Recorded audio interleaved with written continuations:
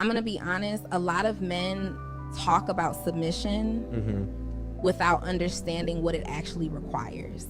A woman who knows her worth, her standards, and has done the work on herself is not just going to submit to just any man.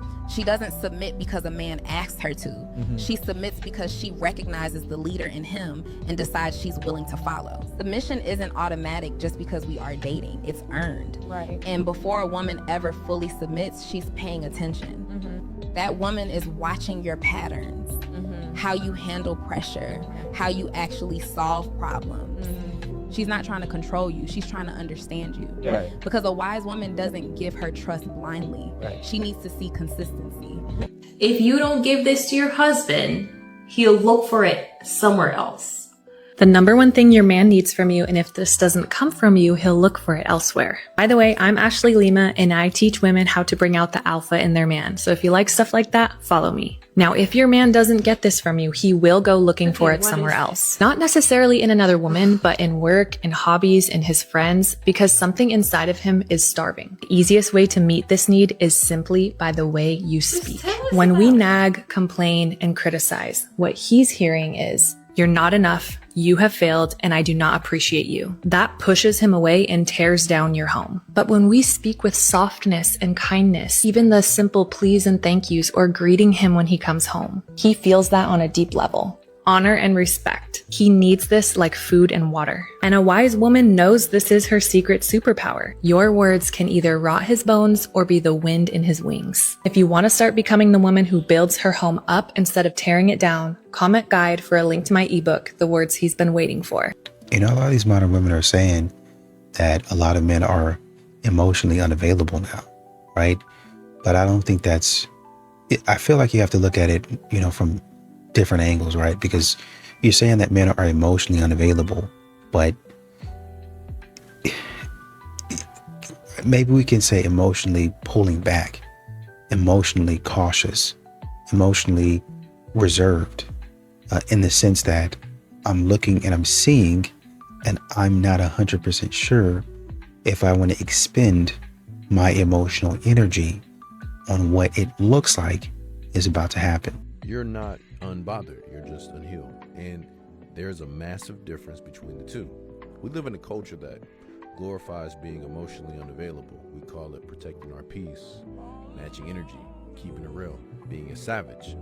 But if you look under the hood, it's not strength, it's a defense mechanism. You're not unbothered by the fact that people leave. You're just so used to abandonment that you stop expecting them to stay.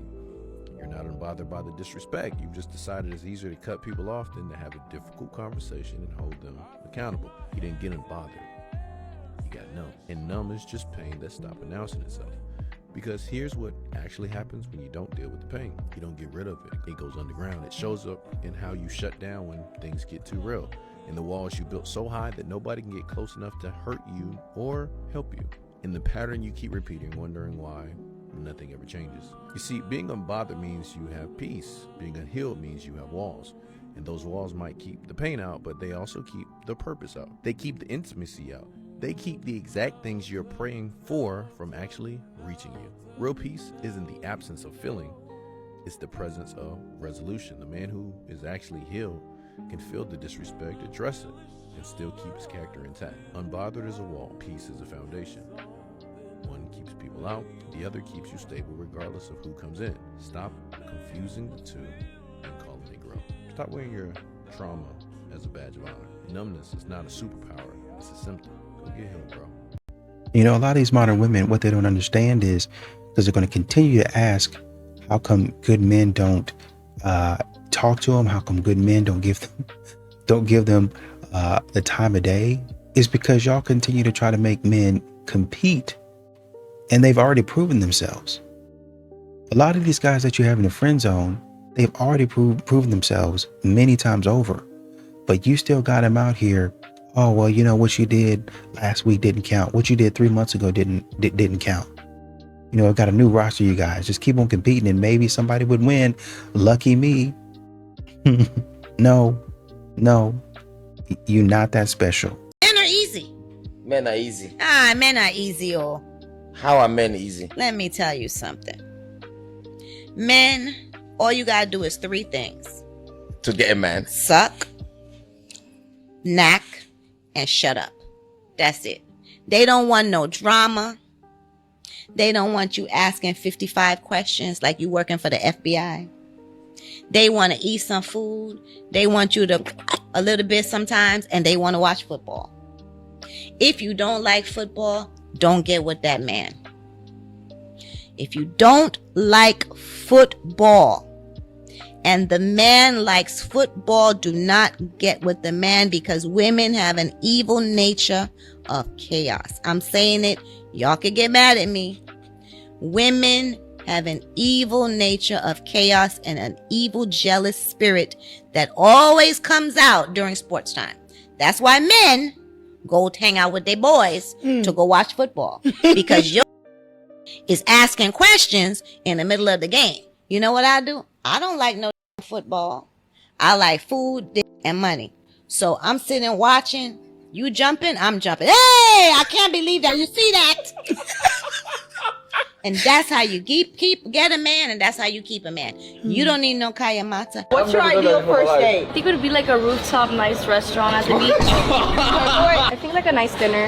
Like a nice Gym date. Valid, she's valid. She's valid. What do you guys think if like you and this guy met on the gram wherever, and he's like, yo, I would love to go get coffee with you Sunday morning. First date, that's the date.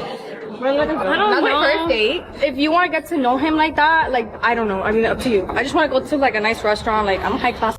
Coffee's like $5. Problem with the money. No, it's not that, but it's like if you get him used to like, hey, let's just go to coffee, and be like, oh, she's the kind of girl who's okay with. He's getting to know you. You want to know me bad enough if you want to see if you'll get a $5 coffee. People don't want to get to know you bad enough because they just want to have a conversation with you. Okay, so if the coffee is $100 because they just had a collab with The Weeknd, he just dropped coffee, and now the coffee's $100. Okay. Then probably yeah. Ain't no way. Wait, what if y'all wanted to go get matching tattoos? Wait, why are you hard, bro? I'm not hard, kid. Weird, kid. Gang, go over there. What are you doing? What is that? You know, men are not going to continue. I think men are getting to a point to where they would rather take a loss, right? I'd rather lose, as you would put it, as you would have it, if you say so. I would rather lose than sit up here and try to convince somebody to like me and they don't even care about me. That's the point that a lot of men are getting to. So you're not going to see me beg. You're not going to see me sit up here and pine and sing a song, Earth Angel, will you be mine? And since I lost my baby, and you're not going to hear me saying that, because there's not really anything out here to beg for. I'm not going to sit up here and convince you to like me. You don't even like me. Why do men ghost women? Great question. Let's talk about this in terms of dating apps first. I get a lot of DMs from women saying they were talking to this guy and then he pulled away. I'll even have them say they're dating a guy and then he pulled away, or then he ghosted them. When I dive a little bit deeper, they met on a dating app they had never met in person. And what they're categorizing as ghosting is simply normal dating app behavior. You have to remember that dating apps are built for men. They're the ones that pay for these things. The experience of picking up your phone and swiping through a whole bunch of profiles, judging people almost exclusively on their physical characteristics, is a complete man's way of dating. They're not built for women, even if they say they are and they call themselves Bumble.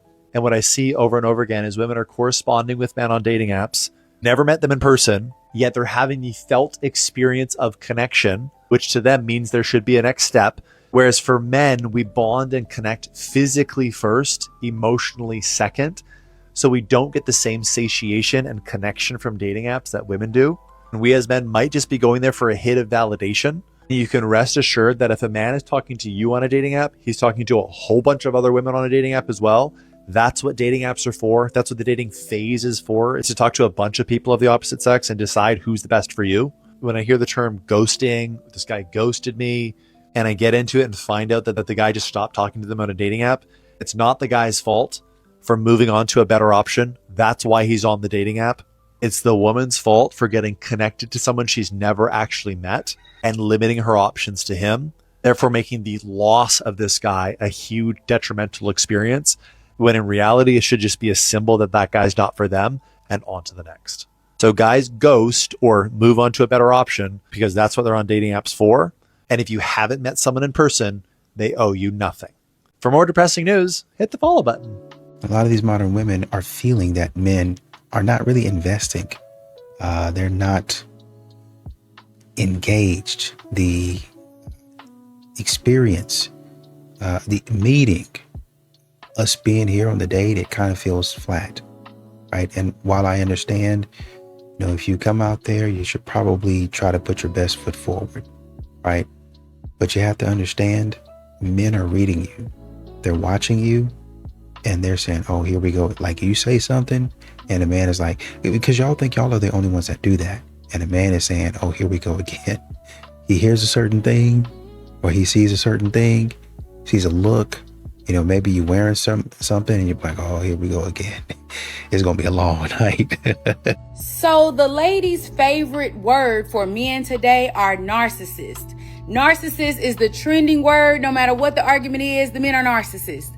So I, being the investigative content creator that I am, baby, I went and looked up the word narcissist because I wanted to get a true definition. And I seen this image pop up. Behaviors of a narcissist. Lack of empathy for others. Has a strong desire for attention and admiration from others.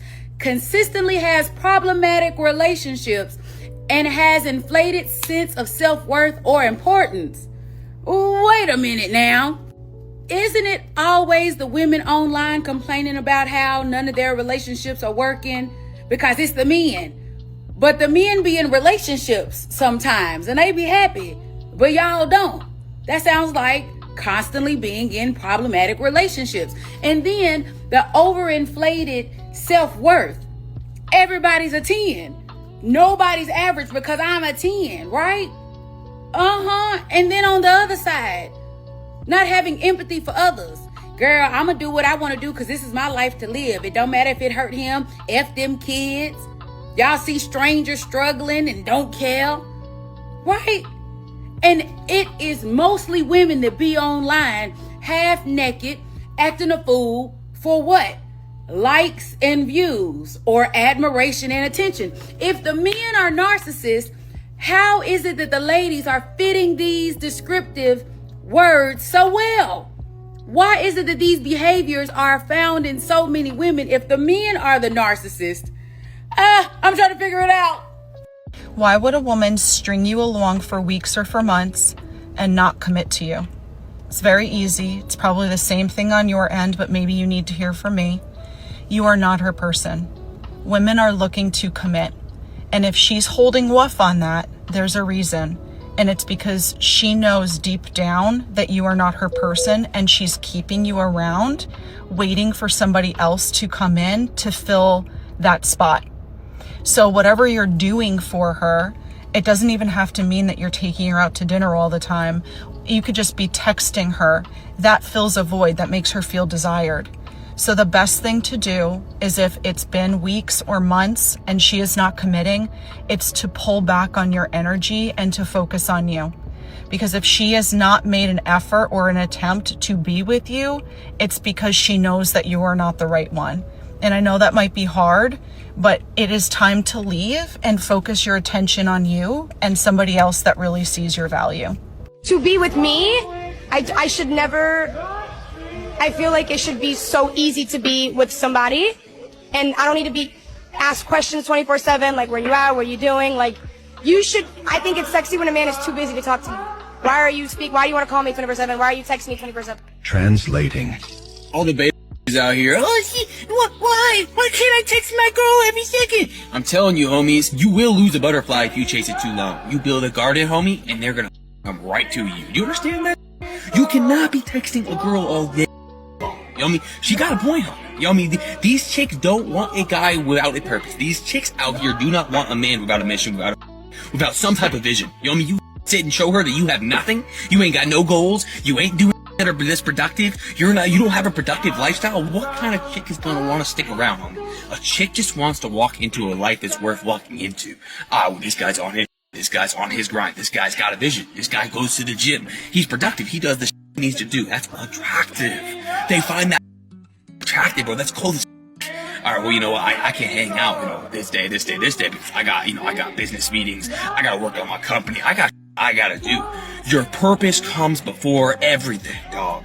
This is going to get me in trouble, but nobody wants to talk about the female loneliness epidemic. They only want to talk about the male loneliness epidemic. If we were to actually unpack female loneliness, we would have to also look at the behaviors that contribute to it. It only takes one excruciating friendship or friend group experience for a woman to kind of want to wall herself off from friendship with other women. Women are often socialized and taught that relational harmony is a primary goal. So when there's any disagreement, it tends not to happen through direct conflict. It's more of like subtle shifting social dynamics. And yeah, sometimes the conflict is an inherent jealousy. Sometimes the conflict is a growing apart or a changing of opinions or beliefs. And even if it isn't intended to be malicious, the indirect nature of it can cause a lot of women to act like some shady. And all it takes is one bad experience with somebody acting like a shady for you to think isolation is better. And again, because this is all indirect, a lot of women are lonely inside their existing friendships, precisely because they have a lot of friendships that don't feel emotionally safe. I'm not the father, dog. You're not the father? Not the father, dog. Congratulations. I've never seen a man so happy. If you've ever seen a man walking out of a DNA test figuring out that he's not the father, you'll see a happy man. So a lot of people are upset with this guy for celebrating his win against fraternity fraud. You can see some of the comments above me, and they're saying that he needs to make better decisions in the women that he's choosing, and how if dads don't want to be fathers, then they should use condoms. And I'm just like, that's besides the point. It's not about men not wanting to be fathers. It's about men not wanting to father kids that aren't theirs. So I don't know why the world seems to be okay with paternity fraud. It could be because some of y'all have this vision that women are always oppressed. In every scenario they're oppressed, and so it shouldn't matter if the man's the father or not, as long as somebody else is helping mom with the baby.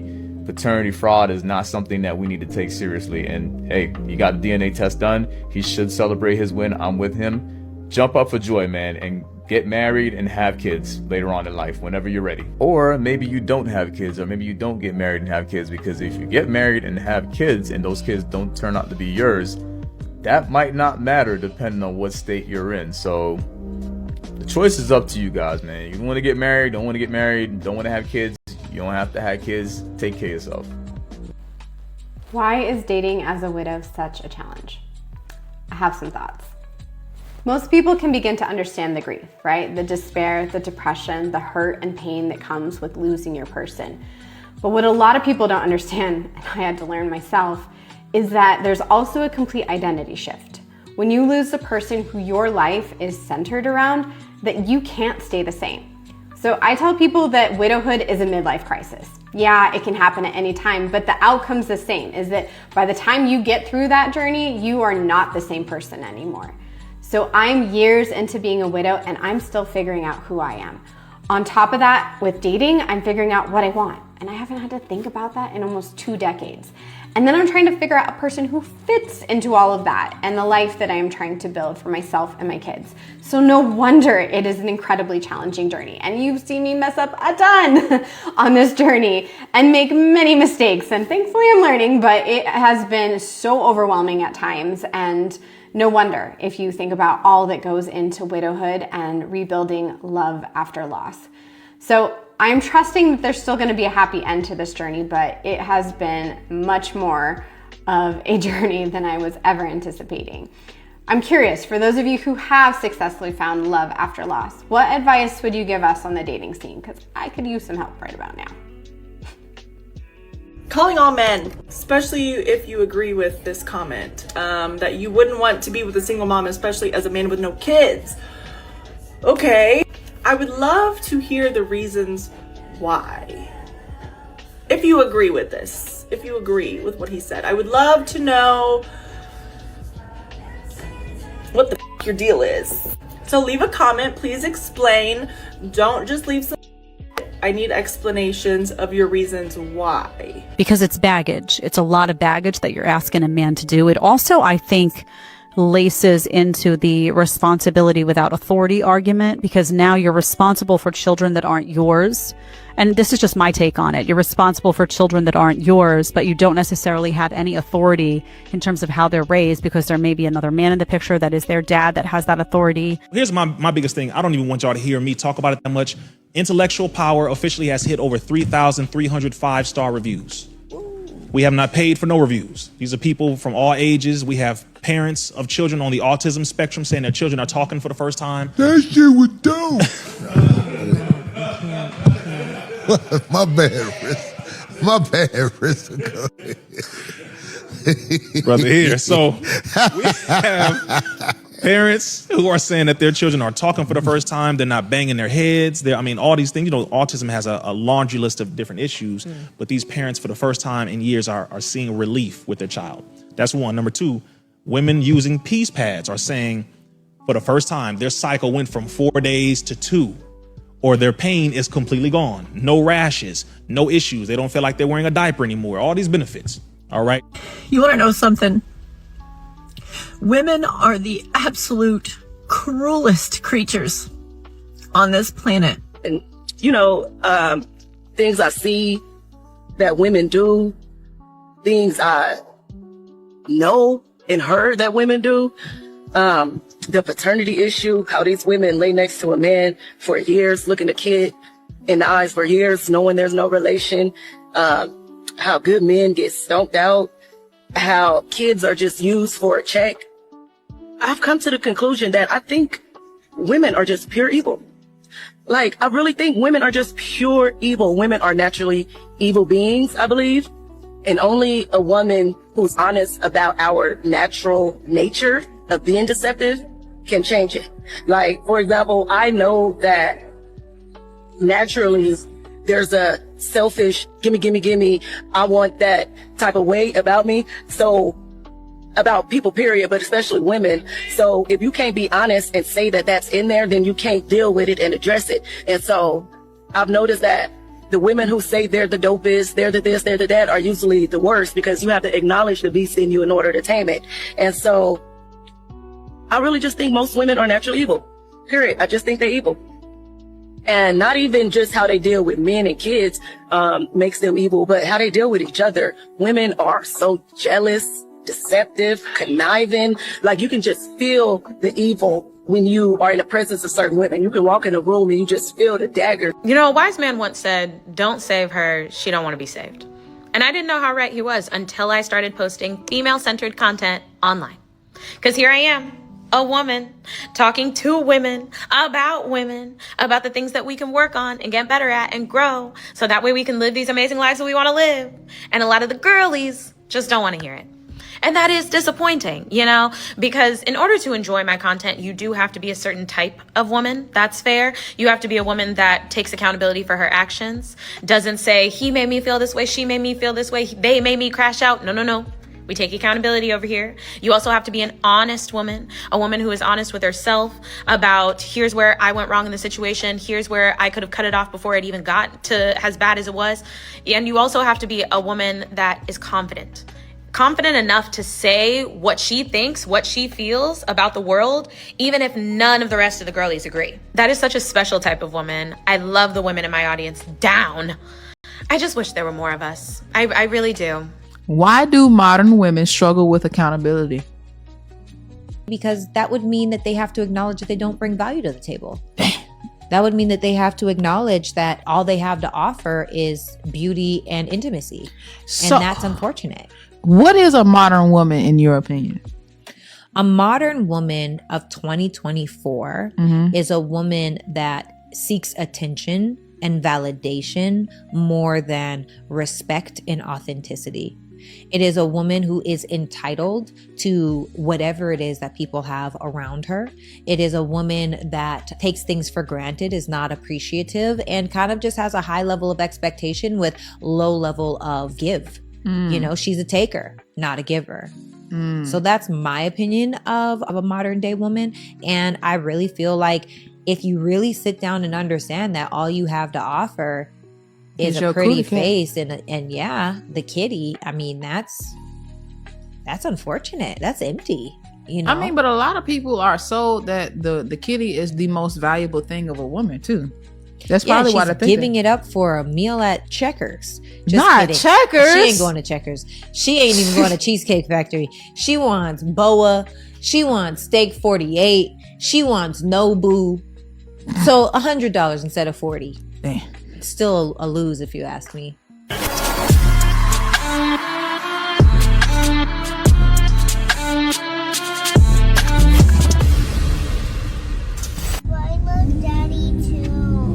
I know, baby. Daddy loves you so much. I don't want to be up in the sky. I don't want to be up in the sky. I know, baby. Up in the sky? Up in the sky? I don't see him. You think you'll be home in the morning? You think you'll be home in the morning? No, baby, but he'll be in your dreams tonight. There is no point in chasing women in 2026 and moving forward. There's no point at all. Because a lot of you guys, like I said, think it's about what you do. Yes, it's about what you do, but it's about what you do for yourself. Not about what you do for these critters. Alright, fellas? Because if you waste time, and time is one of the most valuable currencies that you possess. So if you waste time chasing women, I guarantee you will forever remain amongst the average. Alright, fellas? And what's the average? Somewhere you don't want to be. LA is like mostly women, city council. We have a female mayor, and we don't get anything done. And I started to really think about there's a difference between the male brain and the female brain. And the male brain wants to do stuff like go, go, go. Like if you want to know the difference between the male brain and the female brain, Karen Bass and Donald Trump got together 3 days after the fires. And Donald Trump was like, let's get going, move, clean up those lots. Let's get building. And she was like, slow it down, slow it down. She is a process person, and women are more likely to be process people. They talk, they want to talk it out, they want to work, they want to have a meeting, and they want to break off and have another meeting, and then we put together a blue ribbon panel. And so in LA, we have a homeless problem. And the homeless problem keeps getting worse every year, but we keep having more conversations and more panels and more groups, but it's mostly women, and nothing ever gets enacted. So there is a gynofascism that's sort of coming, and it was a lot of years of like, well, if we just had women in charge, we wouldn't have wars, we wouldn't have crime, we'd have a better society. People would, no, it is not. Los Angeles is basically run by women and is run into the ground. So it's a thing. It's happening. It's going to happen, and it will fuck up our society. I'm just the messenger, ladies. I'm just telling y'all, right? Let me tell you the biggest misconception of this generation, that men are weak. But it's not that men are weak. It's just a lot of men have finally reached the point where they stop fighting for relationships where they feel unappreciated, unheard, and unsupported. For a lot of years, men were willing to carry all the burdens and make all the sacrifices and take on all the battles for the people that they felt like valued them and respected them. So it has nothing to do with weakness. It's just a lot of men that feel like no matter how much they carry, someone will find a way to look at their efforts and say, that's it? What is the point for fighting battles for someone that's going to always discredit you, disrespect you, and dismiss you? So that's why there's men all over the world that's choosing to tap out. And it has nothing to do with weakness. Men just decided to stop investing all their time and energy into people that don't value them. And they're choosing a life that benefits them. Boys are so funny because what do you mean Billy went to the store and grabbed this bouquet and thought it was the cutest, prettiest one there? What's wrong with it? Nothing. We just have really, really different tastes. I got you flowers for Memorial Day. And it's so kind. They're on theme. I love it. I love them. Truly, truly, I love them. They're so you. What does that mean? I am patriotic. So good. For most men, this would absolutely be the last time that he bought you flowers. Because not only are you kind of complaining, but you're also making fun of him publicly. And let's not forget that this is over Memorial Day flowers. I mean, what girls are getting Memorial Day flowers? I mean, the man is literally asking you what is wrong with them because it just doesn't make sense to him. And honestly, it shouldn't make sense. Because most people would think that any flowers is better than no flowers. I don't care what color they are. Anyways, the last thing I have to say about this is that you should appreciate those flowers because it's probably going to be the last, at least Memorial Day flowers that you'll receive. I'm going to be so honest. What I've seen from women of all types of personality, the man that they missed the most was the man that didn't give her everything. And I don't really want to give much examples, but y'all are going to be like, Jenna, what do you mean? Well, maybe he gave her everything except for going on a date. Maybe he gave her everything except for sleeping. You know, because the thing about women, from what I've seen, from what I've heard, from my research, when they're with the man that gave them everything, they don't miss him anymore. Why would she miss you? You literally gave her everything. There's nothing else to want, you know? But that's, I'm not telling you not to give a woman everything. I'm just telling you there's a right place and a right time to give her everything. And it's when you know that she's attached and that she truly loves you. If you're like Twerk With Me 101, it'll be in my bio. What century are we in? The 7th century. The 7th century? I actually don't know. What year was the U.S. founded? What year was the U.S. founded, starting with you? I don't know. This one. Guess. 1890 something. I don't know. Who did the U.S. gain its independence from, starting with you? From France? Yeah. I don't know. Is it France? I don't know. Super annoying things that my husband does. Oh, I didn't know we could put these on the internet. We're allowed to make lists about the hubbies? Okay, let me hear yours. And I apologize to him and I say I'm sorry. Right away, he's just like, it's okay.